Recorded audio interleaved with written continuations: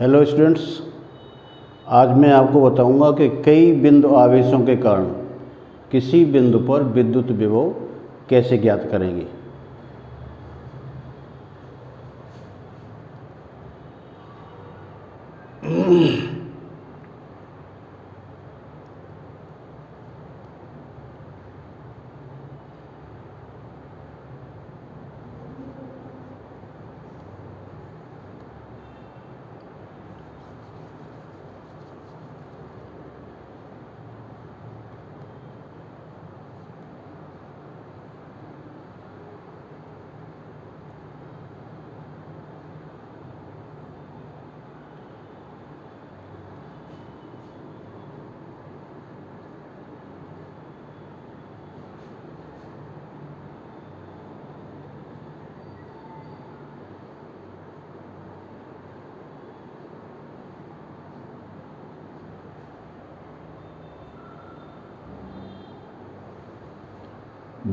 बहुल का मतलब बहुत सारे, कई बिंदु आवेश हो गए। तो मान लेते हैं कि यहाँ पर एक आवेश है। एक आवेश है, ये Q1 है। दूसरा ये आवेश है, ये Q2 है। ये आवेश मान लेते हैं -Q3 है। ऐसे ये मान लो कि यहाँ आवेश Q4 है। ऐसे अनेक आवेश, और इन आवेशों के कारण इस बिंदु पर विद्युत विभव ओ बिंदु पर ये मान लेते हैं A, B, C, D। तो ये दूरी मान लेते हैं यहाँ से यहाँ तक की O से Q1 की दूरी, O से Q2 की दूरी, और O से Q3 की दूरी।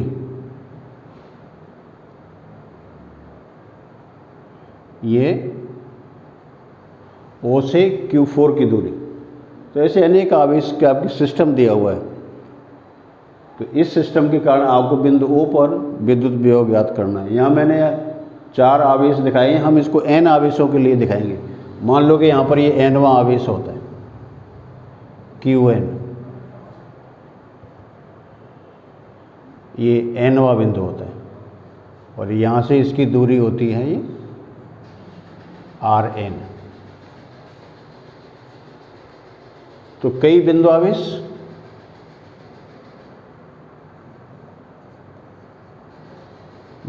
आवेश Q1, Q2, Q3 and so on Qn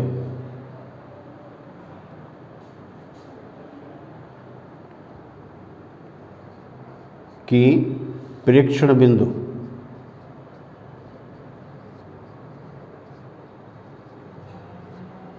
O से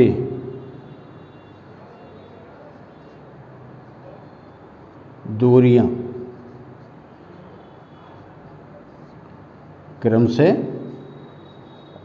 R1, R2, R3 and so on Rn है। ये हमने मान लिया है। तो ये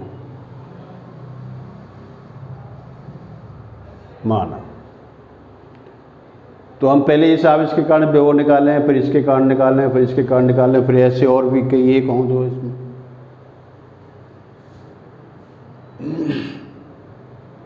इसको प्लस ही करना होगा। तो आवेश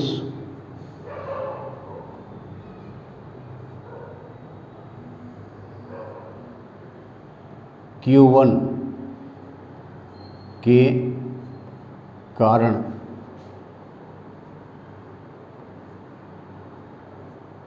बिंदु O पर विद्युत विभव V1 = 1/4 pi epsilon not into Q1 upon R1। आवेश Q2 के कारण बिंदु O पर विद्युत विभव V2 equal to 1/4πε0 into Q2 upon R2। इसी प्रकार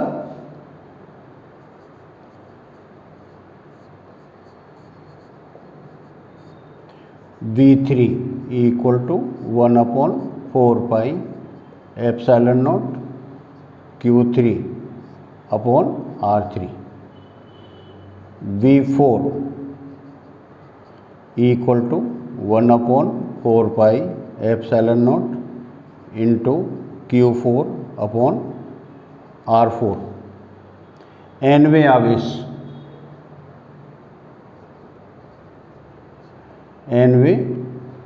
आवेश हाँ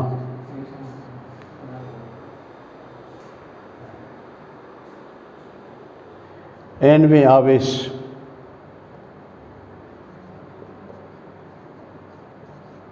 के लिए Vn equal to 1/4πε0 into Qn upon Rn। अब आपको एक ही बिंदु पर निकालना है, क्योंकि आप विभव जो अदिश राशि होती है, इसलिए इस बिंदु पर निकालने के लिए आपको सभी विभवों को जोड़ देना होगा। जो ये तो इनको जोड़ देना है। तो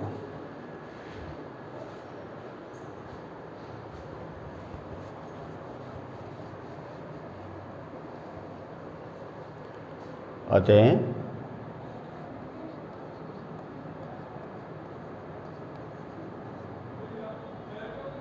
बिंदु O पर परिणामी विद्युत विभव V equal to V1 plus V2 plus V3 plus and so on Vn, ये equal to 1/4πε0 Q1 upon R1 plus 1/4πε0 Q2 upon R2 plus 1/4πε0 Q3 upon R3 plus 1/4πε0 Q4 upon R4। ऐसे इसको लिखते जाएं n तक के लिए, plus 1/4πε0 into Qn upon Rn। 1/4πε0 सबके अंदर कॉमन है, अलग अलग इसमें क्या है, Q1 upon R1, Q2 upon R2, Q3 upon R3। सो ये इक्वल टू, हम इसको योग के रूप में sigma I equal to 1 to I equal to n, 1/4πε0 into QI upon RI, ये इक्वल टू V। तो हम इसमें क्या है, I का मान 1 रख देंगे तो Q1 R1, I का मान 2 तो Q2 अपॉन R2, I का मान 3 तो Q3 अपॉन R3। तो अब मैंने तो यहाँ पर क्या है कि सारे आवेश पॉजिटिव ले लिए, लेकिन अगर इसमें कुछ आवेश नेगेटिव हो तो आपको यहाँ पर ऋणात्मक लेना है, और यहाँ पर फिर भी नेगेटिव साइन भी आ जाएंगे, तो सबका बीजीय योग आ जाएगा। तो परिणामी योग ज्ञात करने के लिए हम बीजीय योग ज्ञात करते हैं इसके अंदर।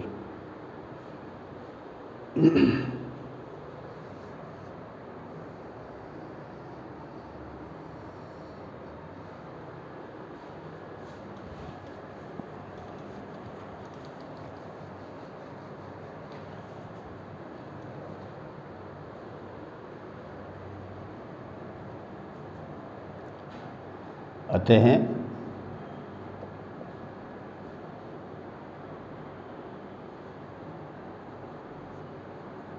बहुल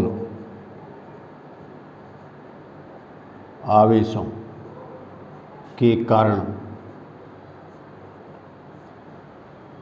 किसी बिंदु पर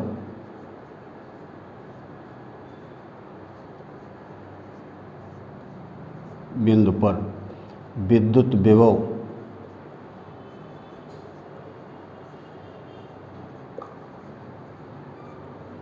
उन आवेशों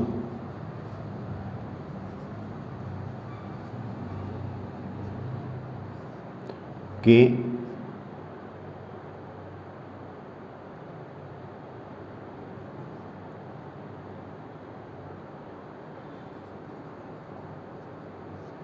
अलग अलग विद्युत विभवों के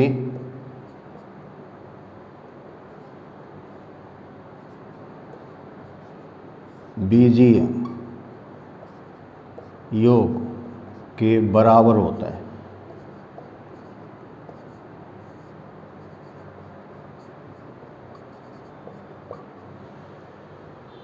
बहुल आवेशों के कारण किसी बिंदु पर विद्युत विभव उन आवेशों के अलग अलग, जैसे Q1 के कारण, Q2 के कारण, Q3 के कारण, Q4 के कारण, इन सब के कारण अलग अलग विद्युत विभवों के बीजीय योग के बराबर होता है। तो बीजीय योग क्यों लगाते हैं? क्योंकि आवेश यहाँ पर धनात्मक भी हो सकते हैं और ऋणात्मक भी हो सकते हैं। तो चिन्ह सहित आपको इसको जोड़ना है, इसको जोड़िए।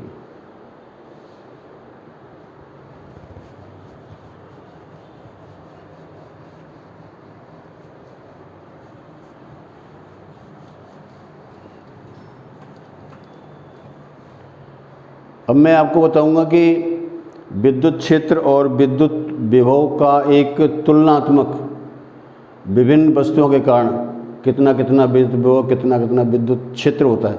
तो इससे आपको ये पता चलेगा कि जिन स्थानों पर विद्युत विभव शून्य होता है वहाँ विद्युत क्षेत्र शून्य नहीं है, और जहाँ विद्युत क्षेत्र शून्य होता है वहाँ विद्युत विभव शून्य नहीं है। तो ये कई बार बोर्ड के अंदर, राजस्थान बोर्ड में ये क्वेश्चन पूछा जाता है कि ऐसी स्थिति बताइए जहाँ विद्युत विभव तो शून्य हो लेकिन विद्युत क्षेत्र शून्य नहीं हो, या फिर विद्युत क्षेत्र शून्य हो लेकिन विद्युत विभव शून्य नहीं हो।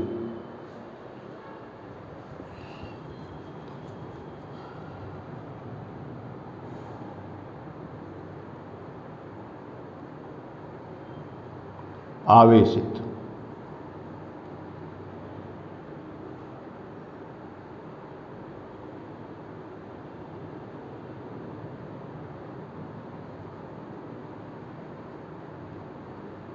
चालकों के कारण विद्युत क्षेत्र तथा विद्युत विभव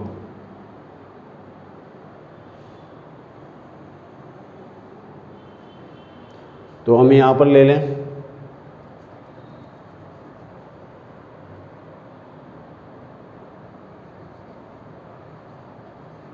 चालक पदार्थ, और यहाँ ले लें विद्युत क्षेत्र,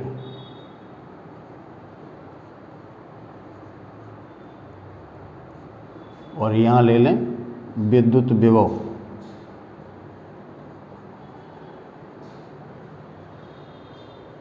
तो मैं इस तरीके से एक सारणी बना देता हूँ जिससे कि आपको समझने में और लर्न करने में आसानी रहेगी।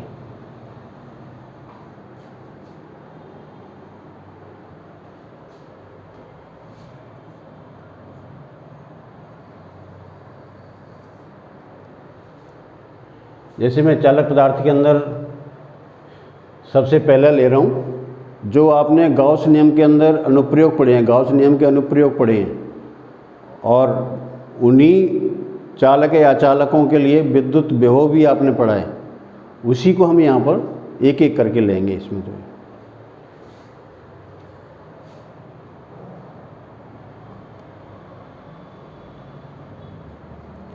आवेशित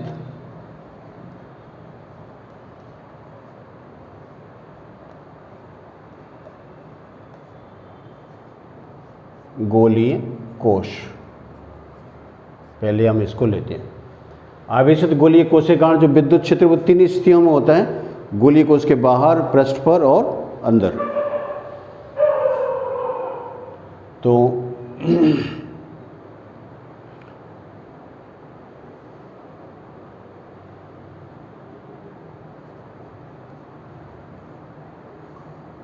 गोलीय कोश के बाहर ये होता है E = 1/4πε0 इंटू Q/r²। ये इसका पहला ए पॉइंट। इसी का यहाँ पर हम ए पॉइंट ले लेंगे, इसी के इक्विवेलेंट में। तो ये V का मान होगा 1/4πε0 इंटू Q/r। बी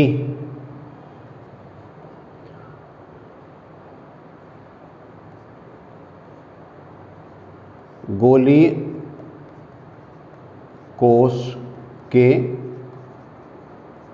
पृष्ठ पर लेंगे तो ये क्या हो जाएगा, E = 1/4πε0 इंटू Q/r²। और यहाँ पर लेंगे हम इसका तो ये हो जाएगा V = 1/4πε0 इंटू Q/R। गोलीय कोश के भीतर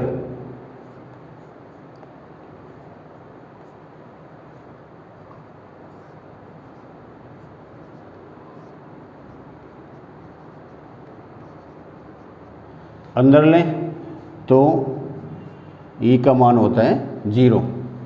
और यहाँ पर इसी V का मान होगा आपका 1/4πε0 इंटू Q/r। तो आप देख रहे हैं कि यहाँ पर गोलीय कोश के अंदर विद्युत क्षेत्र शून्य होता है, लेकिन विद्युत विभव इसमें शून्य नहीं होता है। दूसरा,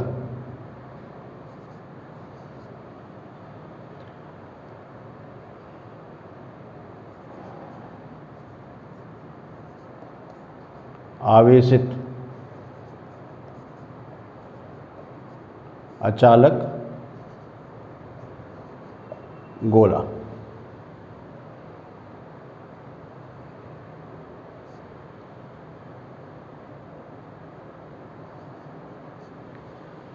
तो इसमें भी हम लें ए, ये तो हो गया इसके लिए।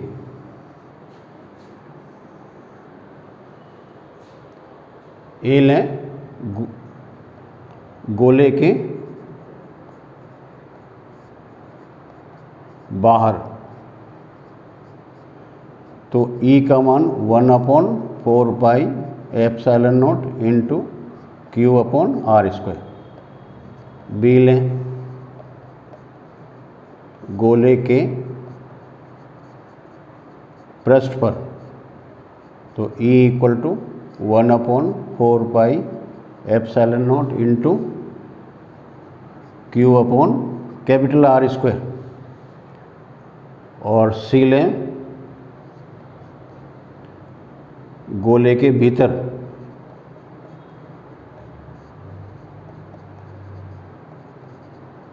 अंदर तो ये E का मान आ जाएगा आपका 1/4πε0 इंटू Q/R³ इंटू R। और गोले के केंद्र पर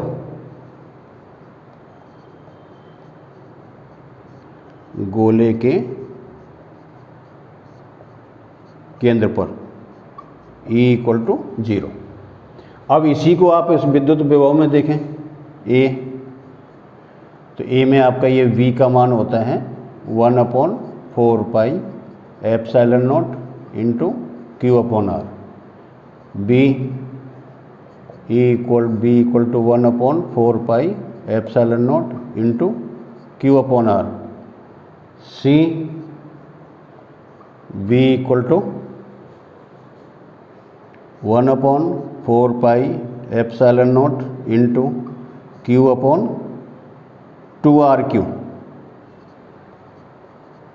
इंटू 3R² माइनस R²। और D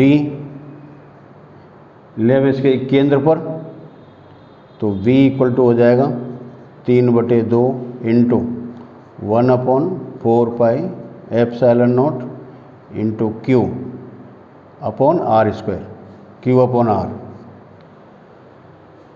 तो आप देख सकते हैं कि अचालक गोले में केंद्र पर विद्युत क्षेत्र शून्य होता है, लेकिन विद्युत विभव का मान शून्य नहीं होता। तो ये है गोलीय कोश और ये है अचालक, आवेशित अचालक गोले के कारण विद्युत क्षेत्र। अब मैं इसमें ले रहा हूं विद्युत द्विध्रुव।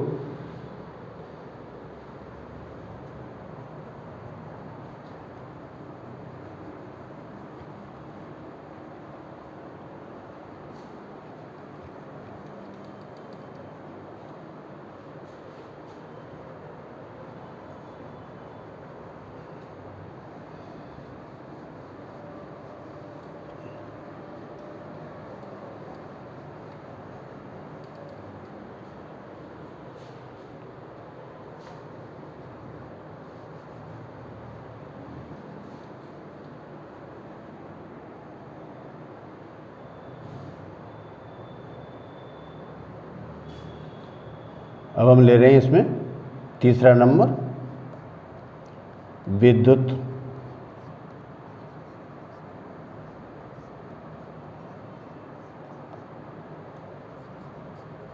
द्विध्रुव। तो विद्युत द्विध्रुव में दो स्थितियां होती हैं, अक्ष और निरक्ष। तो पहले हम लेंगे इसके अक्ष पर ए, अक्ष पर E equal to 1/4πε0 into 2p/RQ। और फिर इसके निरक्ष पर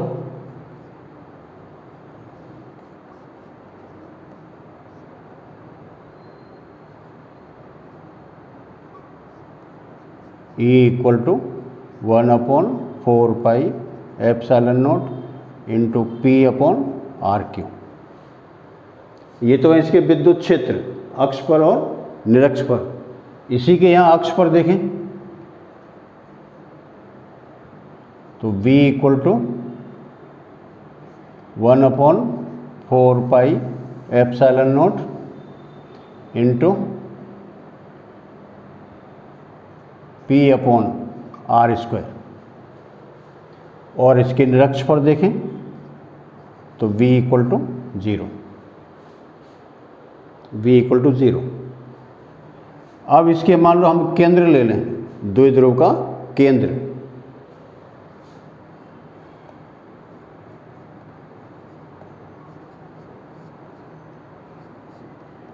E equal to 1/4πε0 into p/AQ। और द्विध्रुव की लंबाई 2a होती है, तो उसकी आधी a।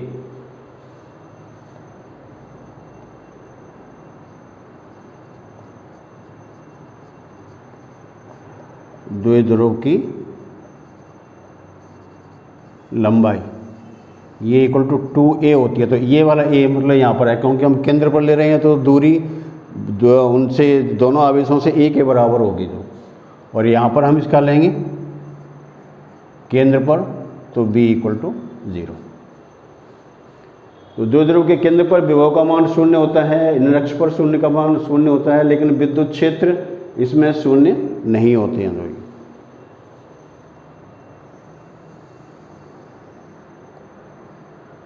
तो ये मैंने आपको बताया कि जो आवेशित गोलीय कोश होता है उसके कारण विद्युत क्षेत्र, विद्युत विभव और आवेशित अचालक गोला होता है तो उसके कारण विद्युत क्षेत्र, विद्युत विभव, और विद्युत द्विध्रुव होता है तो उसके कारण विद्युत क्षेत्र, विद्युत विभव।